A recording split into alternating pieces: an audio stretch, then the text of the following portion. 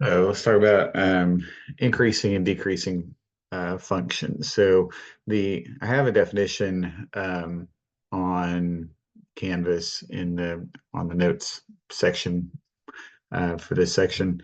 Um, so you can read that if you like, but really all you need for F is increasing when, as we move from left to right, the graph is moving up.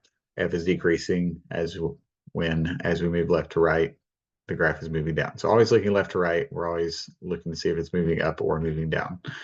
Um, the other thing to keep in mind is when we talk about intervals, so this example, intervals in which F is increasing, um, we are always talking in terms of X. So you never talk about increasing and decreasing in terms of Y. So let's look at this example. So we have f of x is 12x squared plus 4x cubed minus 3x to the fourth. So find the domain and range. Now there is no points marked here, so we can assume this is going to infinity. So the domain of any polynomial, unless otherwise noted, is going to be negative infinity to infinity. The range, now with the range, you can't always assume it's negative infinity to infinity. Sometimes it is if it's an odd numbered polynomial, an odd degree polynomial, in this case where it's an even, so the degree is 4. So we start at the bottom. The bottom is going to be negative infinity. And then we go up to the top. So the very top would be this point. Now you gotta be careful. So these are not counting by ones, they're counting by fives, or sorry, by twos. So this goes up to 32, and we do include that. So this point is part of the graph. So it's not coming out, it's not approaching that 32. It is getting all the way up and touching it. All right, so where are we increasing? And don't let the arrow fool you. We're not talking about going in this direction. That is not decreasing, that is increasing.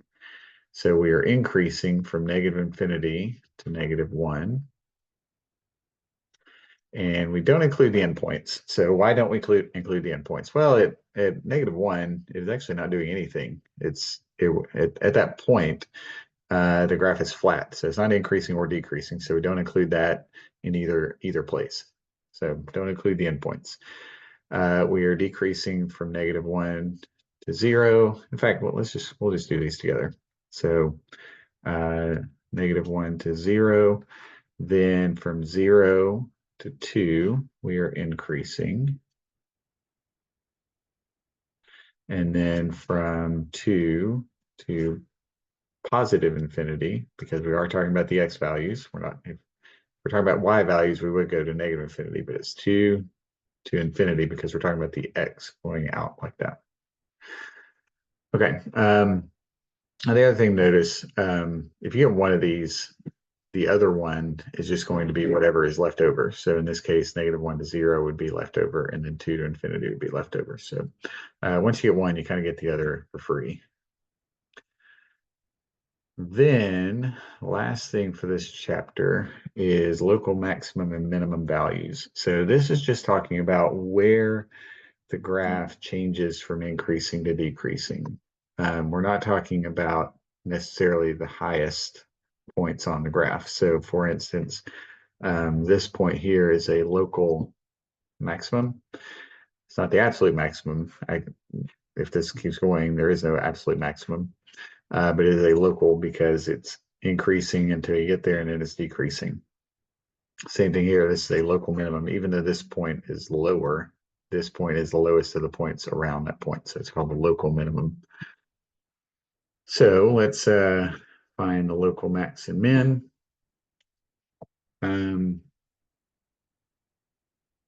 So the local max would just be right there.